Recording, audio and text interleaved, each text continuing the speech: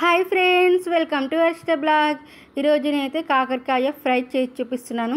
అది ఎలా చేసుకోవాలో చూసేద్దాం రండి. ముందుగా అయితే కాకరకాయ తీసుకొని దానిపైన ఉన్న మొత్తం పీల్ మొత్తం తీసేసుకొని రౌండ్ రౌండ్ పీసెస్ లాగా కట్ చేసుకోవాలి.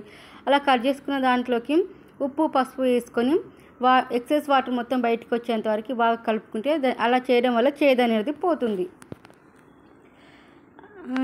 ఇది వచ్చేసి రెసిపీ వచ్చేసి అయితే పప్పు చారులోకైనా రసంలోకైనా సైడ్ డిష్ అయితే సూపర్గా ఉంటుంది.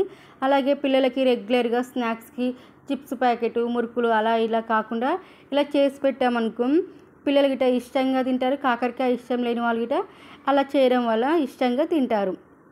టేస్ట్కి టేస్ట్, హెల్త్కి హెల్త్,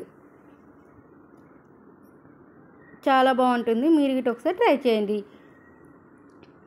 అలా ఉప్పు పసుపు వేసుకొని కలుపుకోవాలి. బాగా కలుపుకొని ఎక్సెస్ వాటర్ మొత్తం బయటికి తీసేసిన తర్వాత మంచినీళ్ళతోని ఒక 2-3 టైమ్స్ కడిగేసుకోవాలి.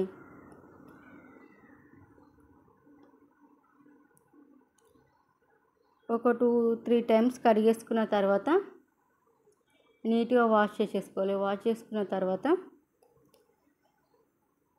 కాకరకాయలు పక్కకు పెట్టేసుకొని వేరొక బౌల్ తీసుకొని ఆ బౌల్లోకి బియ్యం పిండి 2 టేబుల్ స్పూన్ల బియ్యం పిండి, కొంచెం కార్న్ఫ్లోరు, అలాగే శనగపిండి, ఇవి 3 పిండిలు వేసుకొని అందులో మన రుచికి సరిపడా కారము, అలాగే అల్లం వెల్లుల్లి పేస్టు, ఉప్పు, కొంచెం చిటికెడు పసుపు, ధనియాల పొడి, జీలకర్ర పొడి, చికెన్ మసాలా ఇవి వేసేసుకొని బాగా కొన్ని వాటర్ వేసుకొని కలుపుకోవాలి. అలా కలుపుకున్న ఈ పేస్ట్లోకి అయితే మనం ముందుగానే కడిగి పెట్టుకున్న కాకరకాయ ముక్కల్ని గిట్ట వేసి బాగా మర్దన చేస్తూ కాకరకాయ ముక్కలకి పిండి కోటింగ్ మొత్తం పట్టేలాగా కలుపుకోవాలి. కొంచెం కలర్ఫుల్గా కనిపించడానికి నేనైతే కొంచెం ఫుడ్ కలర్ అయితే వాడుతున్నాను.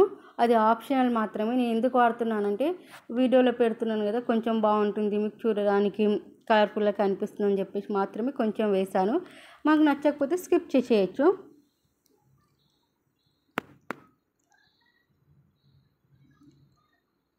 వేసుకొని బాగా మర్దన చేసుకోవాలి.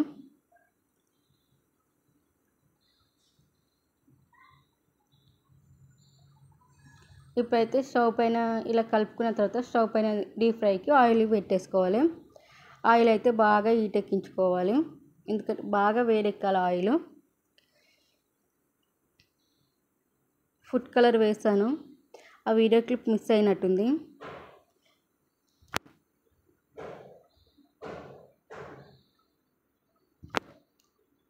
డీప్ ఫ్రైకి ఆయిల్ పెట్టుకొని ఆయిల్ వేడెక్కిన తర్వాత మనం ముందుగానే కలిపి పెట్టుకున్నాం కదా కాకరకాయ ముక్కల్ని, వాటిని అయితే ఒక్కొక్కటిగా వేసుకోవాలి.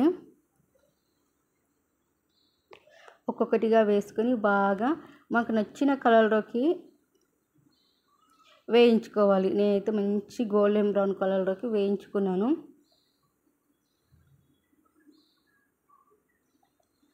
చూడండి, అలా వేసేసుకోవాలి.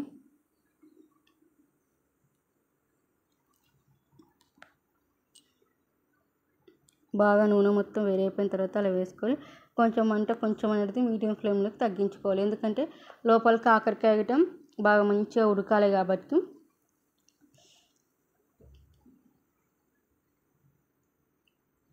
అలా వేసుకొని వీటిని బాగా వేయించేసుకోవాలి.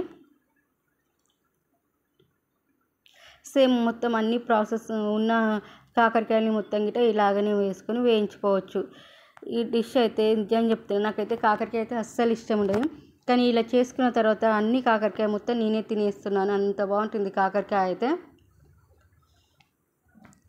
నాలాగే కాకరకాయ ఇష్టం లేని వాళ్ళు ఇలా చేసుకొని తింటే శుభ్రంగా ఈజీగా కడుపు నిండా తినేయచ్చు, కాకరకాయ అన్న ఫీల్ ఏం లేకుండా.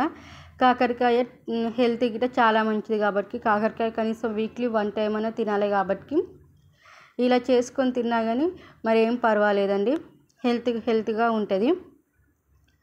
అన్ని కాకరకాయలు ఇలా వేయించేసుకొని ఒక బౌల్లో తీసుకొని పెట్టేసుకోవాలి. వేడి కాకరకాయ డీప్ ఫ్రై అయితే ఎంత బాగుందో చూడండి, చాలా బాగుంటుంది కాకరకాయ ఫ్రై అయితే. నేనైతే మీకు ఈ వీడియో నచ్చిందని అనుకుంటున్నాను. నచ్చితే షేర్ చేయండి, కమెంట్ చేయండి, లైక్ చేయండి, సబ్స్క్రైబ్ చేసుకోండి. వీడియో ఎలా అనిపించిందో కమెంట్ చేయండి, సపోర్ట్ చేయండి ప్లీజ్. బాయ్ మరి.